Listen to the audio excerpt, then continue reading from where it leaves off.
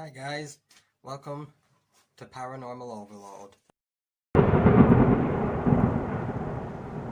Thank you so much for clicking on this video. So since this is the first video and we're strangers to each other, I figured I'd go through 10 facts about me just so you can get to know me a little better and decide if you want to love me or hate me, and see if you want to stick around to see what else is to come. I literally have my list of facts taped to my desk just so I can keep track of everything. Anyway, let's just jump right into it. Here are 10 randomly chosen facts about me. As is probably obvious by the title of this channel, I am a big believer in the paranormal. And I just love all things creepy, mysterious, mythical, horror, anything like that. I find so interesting. I always have done, really. I don't know where it came from, but for as literally far back as I can remember, I've always been interested in the paranormal, horror, the mysteries of the world, things that people claim are fiction, you know, just all that kind of weird stuff. Sorry, there was a little fly that just flew right past me, interrupting my video. My first video and everything. Anyway, yeah, I am a huge believer and always been really interested in these kinds of things. Despite being such a huge believer, I was actually raised in a non-believer household. I'm the only one in my family that believes in ghosts, spirits, anything like that, really. Even though we've all had experiences and encounters, I'll talk about those some other time, I'm the only one that actually believes there is a spirit world, that there are ghosts and things like that in this world. So that gets kind of weird sometimes, being the only one that actually believes in all these things. But I wouldn't say that they are complete skeptics. Some of my family are open to the idea and they'll discuss it with me. Others are shut off from the idea. They hate it, they're scared of it, and they just don't want anything to do with it. I've used my interest in the paranormal and the supernatural and all my beliefs and stuff in my artwork a lot. I do art in college, I have done for 3 years, and I've used my supernatural and strange beliefs in my artwork quite a lot. I'll actually show you some. This is a painting of Bigfoot I did, just in the middle of the woods, and I put loads of different words over the picture. It gave me chills, Sasquatch, walks like a human, just things that people associate with Bigfoot when they have a supposed sighting. And I also did this Bigfoot footprint cast out of plaster of Paris, I believe. I've also done other artworks, things with Slenderman, ghosts and all that kind of stuff in them, but I either don't have them anymore or they actually got put in galleries, shown just for a short amount of time, but that were pretty cool. So yeah, I use my beliefs and my interest in my artwork a lot as well.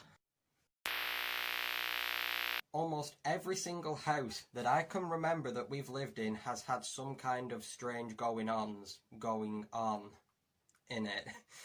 Every house I can remember, there's been weird stuff happening. We've all had experiences. Our pets have freaked out. There's that fly again.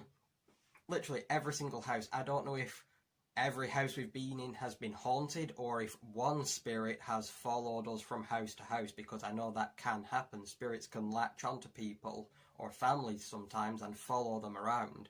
So I don't know if we're being followed or if we've just been unlucky enough to move into a haunted house every single time we move. I know this may sound like the craziest thing in this video, but I believe I have inherited some psychic ability from my father. It's not like psychic where I can read your mind, tell you what number you're thinking, what shape you're thinking of, but I believe fully that I do have a connection with the spirit world. I do believe I'm able to feel spirits, sense their presence, and pick up what they're trying to say sometimes.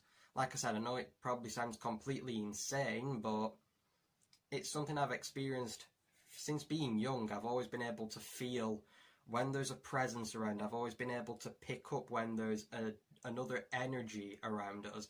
I believe I inherited this from my father because he's always had some kind of psychic thing going on. He can tell you what you're thinking. He can predict things before they're going to happen. He can tell you what's going to happen on a movie that you've never seen before. He can tell you what's going to happen in the shop you're going to go to later that day. He can just like sense things and know things before they're going to happen. So I believe there was some passing down of psychic abilities from father to son.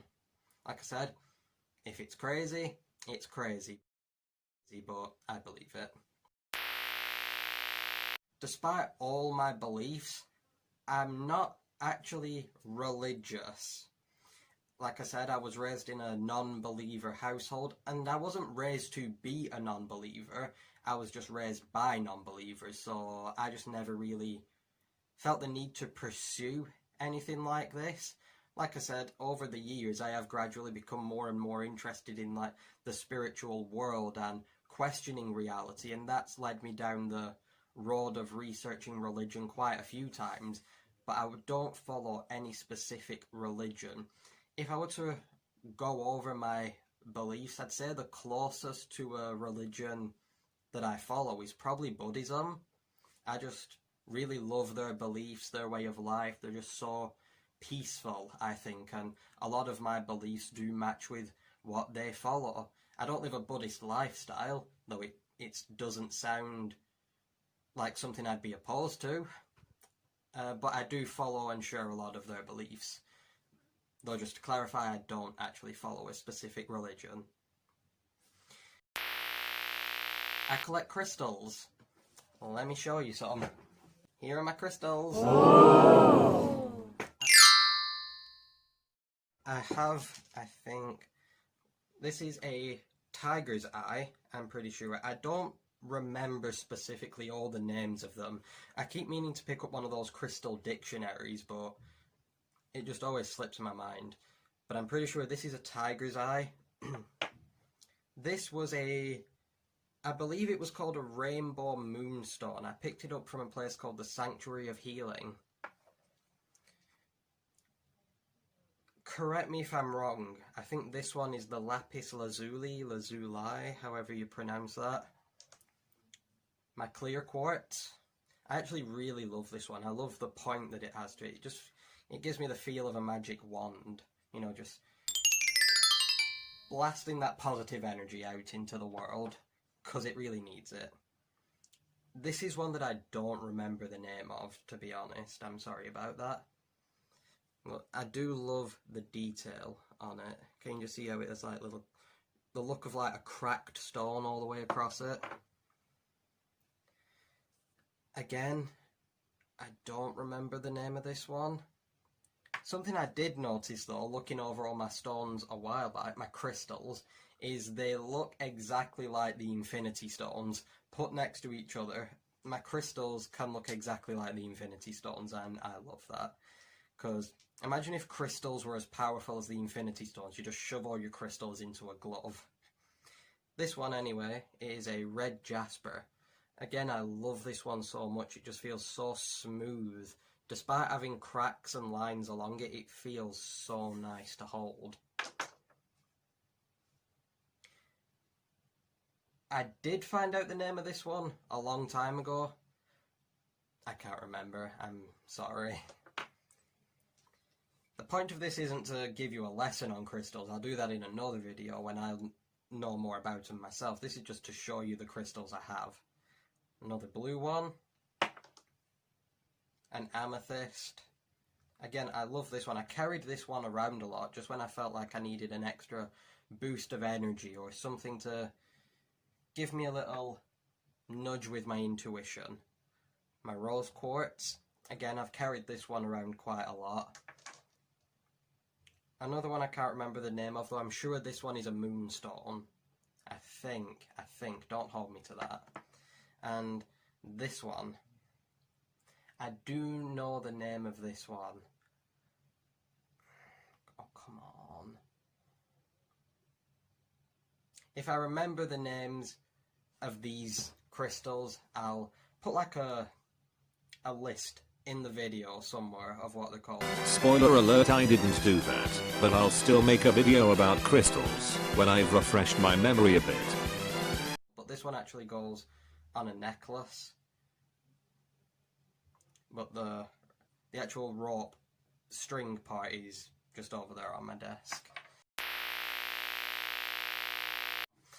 I actually really love writing as well. I write a lot of short stories. I plan a ton of novels. I literally have files on my computer that are just unfinished novels or the plans for novels and stuff. I'm not going to tell you what any of them are about because I don't want to risk anybody stealing my books, because I do really want to get them fully written and hopefully published someday. That's one of the goals.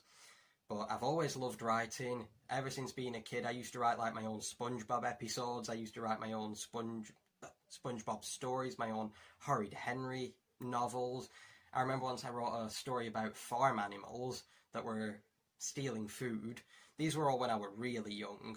So I've just always loved writing and doing fiction and writing fiction. I just really love it. It's a great way to get all your creativity out, have fun creating characters, creating a new world.